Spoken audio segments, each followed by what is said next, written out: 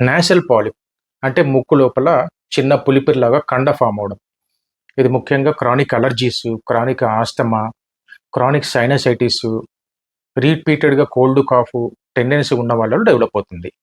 ఇది పిల్లల్లో, పెద్దవాళ్ళలో ఏ age group వాళ్ళకైనా వస్తుంది. ముఖ్యంగా లక్షణాలు ఏముంటాయంటే క్రానిక్ కోల్డ్ సిమ్టమ్సే క్లియర్‌గా చూస్తుంటాం.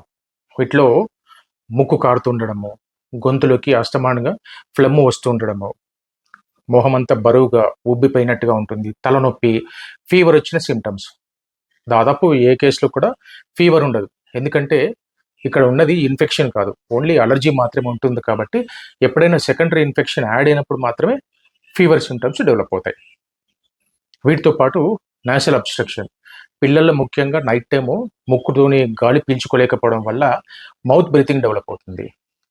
దానివల్ల గురక సౌండ్ వినపడుతుంది. ఈ మౌత్ బ్రీతింగ్ వల్ల నైట్ అంతా ఉండేసరికి గొంతు ఆరిపోయినట్టుగా ఉండి 1, 2 సార్లు నిద్రలోంచి లేచి కూడా రాత్రులు వాటర్ తాగాల్సి వస్తుంది. పిల్లలు కూడా చాలా డల్‌గా, చదువులో చాలా చురుగ్గా లేకపోవడం అనేది గమనిస్తుంటాం. ఇలాంటి సిట్యుయేషన్‌లో పర్మనెంట్ ట్రీట్మెంట్ కోసము సర్జరీ చేయాల్సిన పరిస్థితి వస్తుంది.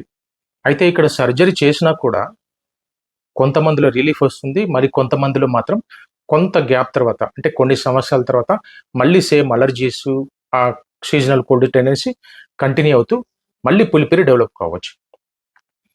ఇలాంటి సిట్యుయేషన్‌లో సర్జరీ లేకుండా పర్మనెంట్ రిలీఫ్ రావాలంటే మాత్రం ఈ అడ్వాన్స్డ్ హోమియోపతి ఉంటుంది. దీంట్లో పేషెంట్ కాన్స్టిట్యూషన్ బాగా స్టడీ చేసి క్రానిక్ ట్రీట్మెంట్ గనక ఇస్తే ఆటోమేటిక్‌గా ఇమ్యూనిటీ బూస్ట్ అవుతుంది. ఈ అలర్జీ టెండెన్సీ కంప్లీట్‌గా బాడీలోంచి ఎరాడికేట్ అవుతాయి. ఒక్కసారి అలర్జీ బాడీలోంచి ఎరాడికేట్ అయిందంటే ఫ్రీక్వెంట్‌గా కోల్డ్, కాఫ్ సింప్టమ్స్ రావడము, ఈ తుమ్ములు రావడం తగ్గిపోతుంది. నేచురల్‌గా ఈ పులిపిరి కూడా రాలిపోతుంది.